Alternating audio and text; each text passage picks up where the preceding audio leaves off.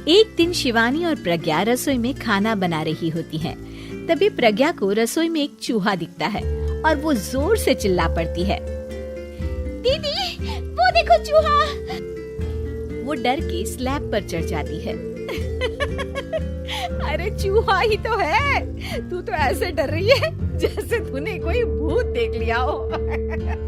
कितनी डरपोक है तू भी ना प्रज्ञा। आप ज्यादा हंसो मत दीदी, हर इंसान को किसी न किसी चीज से डर लगता है। लगता होगा, पर मुझे तो किसी चीज से डर नहीं लगता। मैं तो बहुत बहादुर हूँ, पर तू हद कर दी भाई, एक चूहे से डर गई है। एक दिन प्रज्ञा अपने कमरे से बाहर निकल रही होती है और तभी शिवानी उसे पीछे से आकर डरा देती है। प्रज्ञा एकदम से उछल पड़ती है। दीदी ऐसे भी कोई मजाक करता है क्या?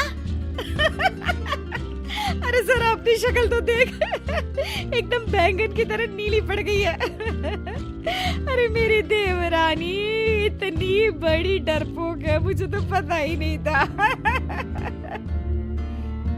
आप ऐसे चौंकाओगे तो कोई भी डरेगा ना।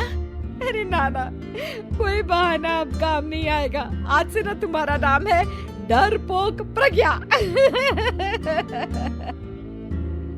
शिवानी प्रज्ञा का मजाक उड़ाकर चली जाती है। प्रज्ञा शिवानी की मजाक उड़ाने की आदत से परेशान हो जाती है। जब देखो मेरा मजाक उड़ाती रहती है, इनकी शिकायत तो मम्मी जी से करनी ही पड़ेगी मुझे। प्रज्ञा अपनी सास के पास जाती है और उन्हें सारी बात बताती है कि किस तरह उसकी जेठानी उसके डर का मजाक उड़ाती है। ओहो, तो बड़ी बहू को बड़ा घमंड है अपनी बहादुरी पर। कोई नहीं, अभी उसका घमंड तोड़ देते हैं। मेरे पास एक तरकीब है छोटी बहू, एक काम कर तू। प्रज्ञा की सास उसे अपनी जेठानी को डराने का प्लान बताती है। ये तो बहुत अच्छा आइडिया है मम्मी जी। क्या बात है, आइडिया सुनकर लग रहा है कि आप अपने बचपन में काफी शरारती रही होंगी मम्मी जी। अब आएगा मजा मेरी बहादुर जेठानी जी को। प्रज्ञा अपनी जेठानी को डराने का एक प्लान बनाती है। रात में वो शिवानी के पास जाती है और कहती है, दीदी मुझे ना बहुत डर लग रहा है। क्या हुआ मेरी डरपोक देवरानी? दीदी मैं छत पर गई ना तो मुझे ऐसा लगा कि कोई वहाँ है। ऐसा लगा जैसे मुझे कोई वहाँ देख रहा था, जैसे कोई साया। अरे क्या बक रही हो, तेरा वहम होगा। नहीं नहीं दीदी, आप चलो ना प्लीज मेरे साथ, मुझे तो बहुत डर लग रहा है। मेरी एक साड़ी सूख रही थी, वही लानी है। प्लीज आप चलिए ना ऊपर मेरे साथ। ओफो, चल। प्रज्ञा शिवानी को बहाने से छत पर ले जाती है और वो उसके पीछे चल रही होती है। ले आ गए हम छत पर। कहाँ है भूत, दिखा, कहीं तो है नहीं। तभी प्रज्ञा चुपके से सीढ़ियों पर छुप जाती है और शिवानी छत पर अकेली रह जाती है।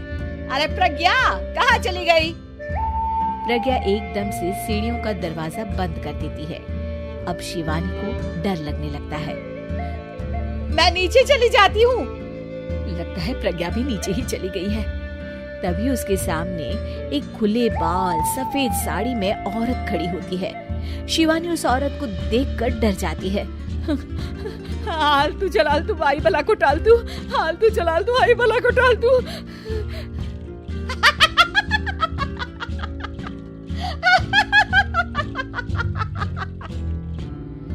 चुड़ैल की हंसी सुनकर शिवानी बुरी तरह डर जाती है। नहीं नहीं, मुझे छोड़ दो, भगवान के लिए मुझे छोड़ दो। नहीं नहीं नहीं नहीं नहीं नहीं नहीं, मैं तुझे नहीं छोड़ूंगी, मैं तेरा खून पी जाऊंगी। तभी चुड़ैल की हंसी उसकी सास की हंसी में बदल जाती है।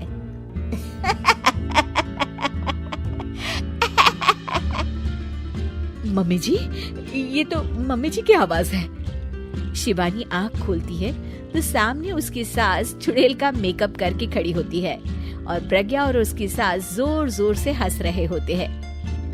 क्यों मेरी बहादुर जेठानी जी, आप तो कहती थी कि आप किसी से नहीं डरती। ये तुमने अच्छा नहीं किया प्रज्ञा। और सासू माँ आप भी इसके साथ मिलकर। और नहीं तो क्या बहू, तुम अब मेरी छोटी बहू का ऐसे मजाक बनाओगी तो मुझे तो चुड़ैल बनना ही पड़ेगा ना।